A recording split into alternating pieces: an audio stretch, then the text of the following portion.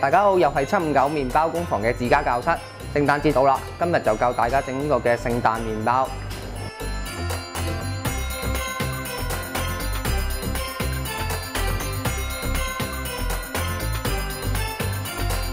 而家我哋整咗個聖誕麵包個底先啦。咁首先就係將麵粉、黃糖、鹽啦，同埋呢個酵母粉，跟住牛油，跟住咧就將埋啲牛奶同埋雞蛋放埋落去。咁我哋咧就可以開我哋嘅麵包機噶啦。咁大約1個鐘頭25分鐘咧，咁就會完成咗一個麵團製作同埋呢個嘅發酵功能噶啦。咁啊，擺上去我哋嘅工作台上面啦。一個包咧就需要3粒60g 嘅。咁我哋分咗之後咧，有剩嗰啲咧，我哋可以放翻去雪櫃，留翻去下次做其他嘅麵包。將佢收一收佢啦，跟住就輕微搓長。咁啊，擺喺度鬆一鬆身先。咁大約鬆咗一陣咧，咁咧我哋咧就可以將佢搓長噶啦。咁搓長到大約50至60 cm 度啦。咁我哋而家可以開始造型噶啦。咁咧我哋就將3條擺埋一齊。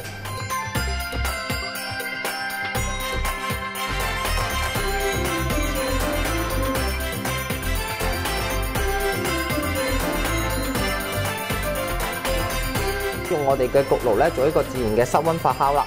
咁咧，首先我加一個熱水啦，放埋喺個焗爐入邊，8個字左右啦，發酵完成噶啦。咁我哋就拎佢出嚟先啦。先預熱咗個爐先啦，180度火。咁啊，我哋拎開個水，咁咧就搽少少嘅蛋漿上去。咁啊，爐火差唔多咧，咁啊，我哋咧就可以放埋個焗爐入邊噶啦。咁大約焗8至10分鐘。咁咧，我哋個麵包咧就可以新鮮出爐啦。咁咧，我哋咧就擺喺度攤凍啦，咁樣凍大約15分鐘度咧，咁我哋就可以幫佢做裝飾噶啦。我哋咧就準備一啲蜜糖，咁啊將啲蜜糖咧溝一啲熟水，咁啊將佢搽上去個包面上邊。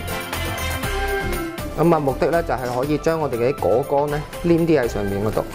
咁咧我哋咧就可以用一啲我哋喺759可以買到一啲果乾啦，咁啊加啲上去。咁咧我哋咧就用少少嘅糖霜，咁呢個聖誕麵包就完成噶啦。大家一齊可以喺趁呢個假期返屋企試下啦〜